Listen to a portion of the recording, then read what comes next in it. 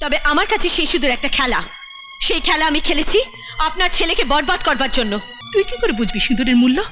তুই কি করে জানবি এক ফোঁটা সিঁদুরের পবিত্রতা? তোর কাছে তো সিঁদুরটা একটা খেলা। তোমরা দুজনে মিলে ওই নেমুখারামকে সাপোর্ট করছো যে আমারই অন্যকে। বর্ষা, তোদের স্বামী স্ত্রীর ঝগড়া নিয়ে এই গরিব নিরীহ লোকগুলোর জীবন কেন নষ্ট করে দিতে বসেছিস? এই জন্যই যে এ ছাড়া আমার কাছে আর কোনো রাস্তা নেই। কিন্তু কিন্তু কিছু নেই ড্যাডি। তোমাকে এই পেপারে সাইন করে দিতেই হবে। এই ফ্যাক্টরি সেদিন পর্যন্ত বন্ধ থাকবে যতদিন পর্যন্ত শ্রমিকগুলোর দুঃখ কষ্টের সীমা থাকবে না, যার ফলে বাধ্য হয়ে শ্রমিকরা রাজুকে এই ফ্যাক্টরি থেকে বার করে দেবে। আমি কিন্তু তোর এই প্রস্তাবে কখনোই রাজি হতে পারবো না। এটাই কি তোমার শেষ সিদ্ধান্ত? হ্যাঁ, এটাই আমার শেষ সিদ্ধান্ত। তাহলে আমার সিদ্ধান্তটাও শুনে নাও ড্যাডি। আমি বেঁচে থাকতে আমায় কেউ হারাতে পারবে না। আরে কি? ছাড় ছাড় এটা। দে কাগজটা দে। তুই কি ভাবছিস তুই এই ফ্যাক্টরি লক আউট করে জিতে যাবি? না, কখনো না। জেনে রাখ, যেখানে তোর খেলা শেষ হবে সেখান থেকে জামাইয়ের খেলা শুরু হবে। নে। মহা মুশকিলের কথা, এরকম তো হবে না। হবে কি? না শোনো, না না আমাকে কিছু বুঝিও না। আচ্ছা ম্যাডাম এই এসে গেছে। আমি যেমন বলেছি তেমনি করবে। তোমরা সব রেডি হয়ে যাও। রেডি?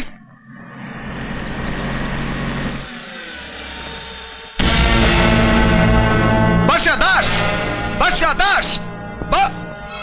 আরে তোমরা কেউ কিছু বলছো না কেন? তোমাদের বলেছি না বলার জন্য? প্ল্যাকার্ড উপরে তোলো। বর্ষা দাস, তোমরা কিছু বলছো না কেন? কেমন করে বলবো? ও না তোর। আমি তোমাদের আগেই বলেছি, আমি প্রথমে তোমাদের ইউনিয়ন লিডার, তারপরে তোমাদের মালকিনের স্বামী।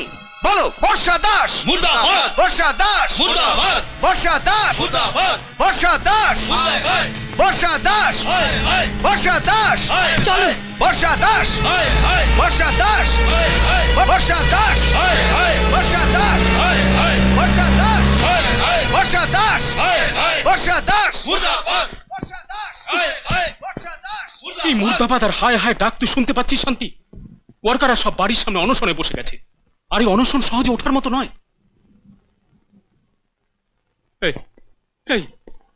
এই ভরসা, বুদ্ধিতে না হলো বয়সে আমি তোর চেয়ে যথেষ্ট বড়। আমি আমার অভিজ্ঞতায় বলছি, এই ওয়ার্কাররা সহজে হরতাল করে না, আর একবার যদি করে সহজে তা ভাঙে না। এই ঘটনা আরো বেড়ে যাওয়ার আগে আমার কথা শুনে তাদের দাবি তুই মেনে নে। ড্যাডি, তুমি তো জানোই হারাটা আমার কুষ্টিতে নেই। এই বাজিতে আমি নিশ্চয়ই জিতবো। যেভাবেই হোক এই বাজি আমায় জিততেই হবে।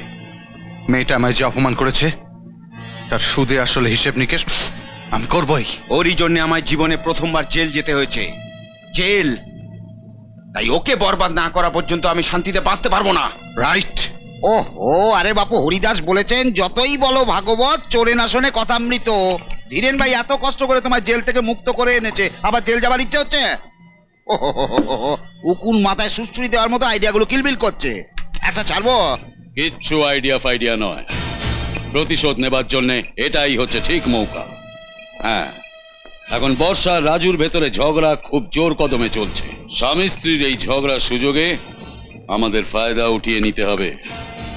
প্রথমে আমাদের লোকেরা বর্ষার ফ্যাক্টরিতে আগুন লাগিয়ে দেবে, তারপর রাজু আর তার লোকের ওপর আক্রমণ। বাস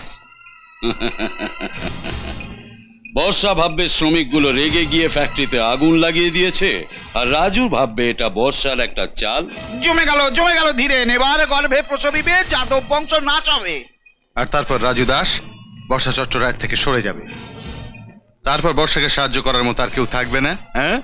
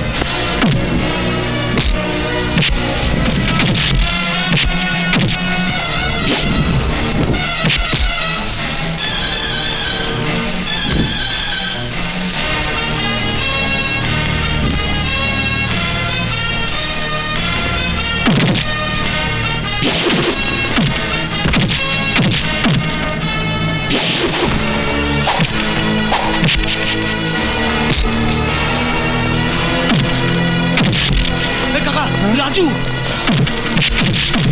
রাজু রাজু এসে গেছে।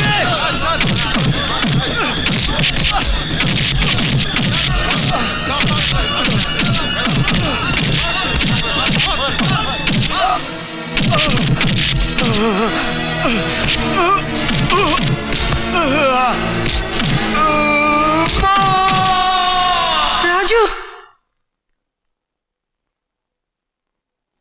এসব আমার জন্য হলো না রাজু, আমি জানি এসব আমার জন্য হয়েছে। বিনা কারণে তুমি নিজেকে দোষী বলে ভেবো না আশা। যা কিছু ঘটে গেছে তার জন্য বর্ষা দায়ী। আমি বিশ্বাস করতে পারি না যে বর্ষা এত নিচে নেমে যেতে পারে। শেষে শেষে আমায় মারতেও। তুমি এ কি বলছো রাজু? আমি মানছি ম্যাডাম ভীষণ জেদি আর অহংকারী, তাই বলে তোমাকে মারার কথা? না না, নিজের মাথা সিঁদুর মুছে ফেলার কথা কোন স্ত্রী কখনো ভাবতে পারে? স্ত্রীর মর্যাদা কি তা সে জানে না আশা। আজ পর্যন্ত আমি অনেক কথা লুকিয়েছি, কিন্তু আজ আমি তোমাকে সব কথা বলে দেব। তুমি জানো আমার মতো সামান্য একটা মেকানিককে সে কেন বিয়ে করেছে? আমার উপর প্রতিশোধ নেবার জন্য, আমায় নিচু করার জন্য। প্রথম রাত্রেই তার মনের বিষ উগড়ে দিয়েছিল। বলেছিল আমার হাতে সে সিঁদুর পড়েছে আমায় জব্দ করতে। আমি জানতাম ওর মতো মেয়েকে বিয়ে করে আমি সুখী হতে পারবো না, কিন্তু ওর প্রস্তাবে রাজি হয়ে গেছিলাম আমি। যেদিন সে প্রথমবার আমাদের বাড়িতে পা দিয়েছিল সেদিন আমার মায়ের অচল হাতে জীবন ফিরে এসেছিল।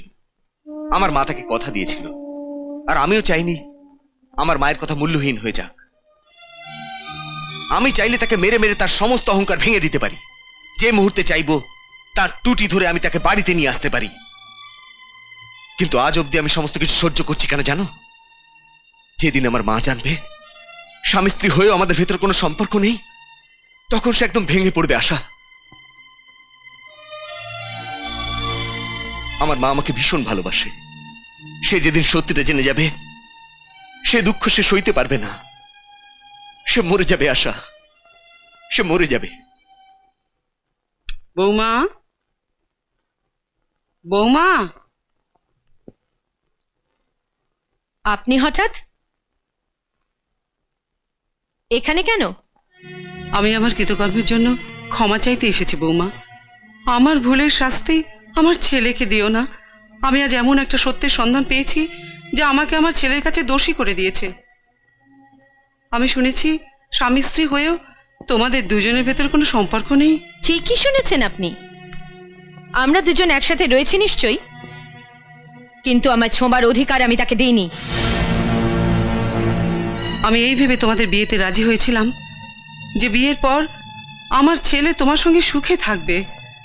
যেদিন তুমি হাত কেটে রক্ত বইয়েছিলে আমি ভেবেছিলাম তুমি তাকে ভীষণ ভালোবাসো, কিন্তু আজ সে রক্তাক্ত হয়ে পড়ে আছে। রক্ত? ছেলের গায়ে ছোট্ট ঘা কয়েকটা দেখে এরকম ছটফট করছেন পার্বতী দেবী? আমার হৃদয়ের ভেতরে যে ঘা হয়েছে দেখেছেন আপনি? বহু গভীর সে ঘা। তারই প্রতিশোধ নেবার জন্য আমি তাকে বিয়ে করেছি। তার গর্বকে চূর্ণ করে দেওয়ার জন্য আমি তাকে বিয়ে করেছি। তাকে বরবাদ করবার জন্য আমি তাকে বিয়ে করেছি। না বৌমা, এমন কথা বলো না। আমি খুব গরিব, রাজু ছাড়া আমার কাছে আর কিচ্ছু নেই। তুমি তাকে ক্ষমা করে দাও বৌমা, তাকে ক্ষমা করে দাও। তাহলে তাকে বলে দিন সেই কোম্পানির সামান্য শ্রমিকদের ছেড়ে দিক। আমি আমার বাংলা, গাড়ি, সম্পত্তি সব তাকে দিয়ে দেব। এসবের বদলে তাকে আমার ইশারায় চলতে হবে। না হলে ফ্যাক্টরিতে আগুন লাগানোর অপরাধে তাকে জেলে পাঠাবো। না বৌমা, মাকে তার ছেলে থেকে আলাদা করে দিও না। আমি তোমার কাছে দয়া ভিক্ষা চাইছি, তাকে জেলে পাঠিও না। সে জেলে যাবে, আর জেলে যাবার পরেও আমি তাকে শান্তিতে বাঁচতে দেব না। জেলের ভেতরে যে মুহূর্তে তার হাত পা ভেঙে অকর্মণ্য করে দেবে সেই সময় সে জানবে কার সঙ্গে সে টক্কর দিয়েছিল। আর যেদিন পুলিশ তাকে মেরে মেরে আধমরা করে দেবে সেদিনই আমার আত্মা শান্তি পাবে। এমন কথা বলো না বৌমা, অন্তত আজকের দিনে এমন কথা বলো না। আজ শিব চতুর্দশী পূজা, যেদিন সব স্ত্রীরা নিজের স্বামীর দীর্ঘ জীবনের জন্য ব্রত করে। সাবিত্রীও নিজে তপস্যা করে স্বামীকে যমের কাছ থেকে ফিরিয়ে এনেছিল।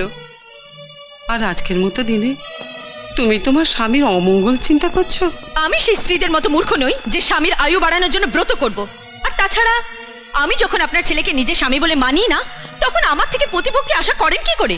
না বৌমা, স্বামীর ঘর খেলা ঘর নয়। বিয়ের আসরে যখন কোনো পুরুষ স্ত্রীর মাথায় সিঁদুর পরিয়ে দেয় তখনই তারা একই বাঁধনে বাঁধা হয়ে যায়। হতে পারে, তবে আমার কাছে সেই সিঁদুর একটা খেলা। সেই খেলা আমি খেলেছি আপনার ছেলেকে বরবাদ করবার জন্য, তার গর্ব অহংকারকে গুঁড়ো করে আমার পায়ের তলায় তার মাথা নোয়ানোর জন্য। মা মা মা, তুমি সবেতে নাম্বার 1 হতে পারো, কিন্তু স্ত্রী হিসেবে তুমি একটা zero. You are a big zero. নারী জাতির নামে তুমি একটা কলঙ্ক। আমি তোমার বাড়ি গাড়ি ধন সম্পত্তির উপর লাথি মারি, আমার মায়ের পায়ের ধুলোর কাছে তার কোনো দাম নেই। আমার মা হচ্ছে আমার কাছে দেবী। তুমি তাকে অপমান করেছো, তার মনে আঘাত দিয়েছো। তুমি আজ থেকে আমার কেউ নও। আজ থেকে আমি তোমার সাথে সমস্ত সম্পর্ক ভেঙে দিলাম।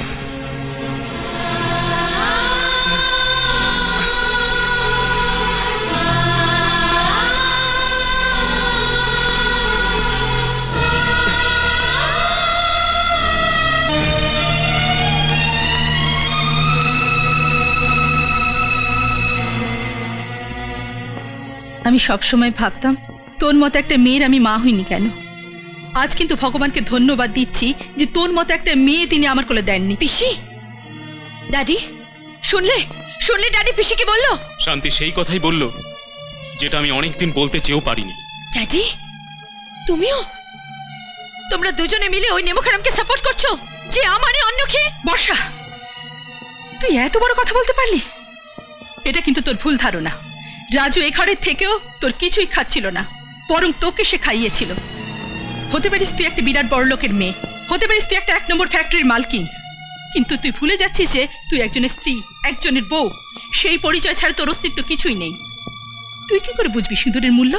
তুই কি করে জানবি 1 ফোঁটা সিঁদুরের পবিত্রতা? তোর কাছে তো সিঁদুরটা একটা খেলা। আরে সব নারীর জীবনের স্বপ্ন হলো হাতের শাখা, মাথায় সিঁদুর নিয়ে সদাভাবে সে তার জীবন কাটুক। সেটুকু তুই জেনে শুনে হাতছাড়া করিস না বর্ষা, না হলে পরে ভবিষ্যতে তোকে পস্তাতে হবেই হবে। পিসি, শান্তি ঠিকই বলেছে। জন্মের পর থেকে তুই মাতৃহারা বলে আমি আজ অব্দি তোকে মায়ের মতো, মায়ের স্নেহই দিয়ে এসেছিলাম। বাপ হয়ে কখনো শাসন করিনি। তাই গর্ব অহংকারে অন্ধ হয়ে তুই তো নিজের সংসারটাকে নষ্ট করতে বসেছিস। আরে এত গর্ব কিসের জন্যে? এই ধন সম্পত্তি পেয়ে? এই ধন সম্পত্তি তোর নয়, আমার। এই বাড়ির জন্যে, এই বাড়িও তোর নয়, আমার। মানে রামনারায়ণ চট্টরায়ের, বর্ষা দাসের নয়। তোর মনে রাখা উচিত বর্ষা, মেয়েরা বিয়ে হয়ে স্বামীর ঘরে চলে যাওয়ার পরে বাপের বাড়ির উপর তার কোনো অধিকার থাকে না। প্রত্যেক হিন্দু নারীর কাছে একটা কথাই সত্যি, বাপের বাড়ি থেকে ওঠে পালকি আর শ্বশুর বাড়ি থেকে ওঠে খাটিয়া। তোর শ্বশুর বাড়ি তোর কাছে স্বর্গ বর্ষা, আর সেই স্বর্গটাকে নিজের হাতে নরক করে দিয়ে ভেবেছিস সুখে থাকবেই। ড্যাডি, ভেবেছিলাম বিয়ের পর তুই বদলে যাবি, রাজুর মতো একজন সরল লোকের হাত ধরে তুই শান্তিতে ঘর সংসার করবি, কিন্তু তুই আমার সব স্বপ্নকে জ্বালিয়ে পুড়ে ছারখার করে দিলি। এখনো সময় আছে বর্ষা, যা। যে অসুস্থ শাশুড়িকে সেবা করার বদলে তুই কেবল অপমান করেছিস, তার পা ধরে ক্ষমা চাইবি। যে স্বামীকে তুই কেবল যন্ত্রণা ছাড়া কিছুই দিসনি, যা তার হাত ধরে ক্ষমা চাইবি। যে স্বর্গকে তুই নিজের হাতে নরক করে দিয়েছিস, যা তাকে পুনরায় স্বর্গ করার চেষ্টা করবি, যা।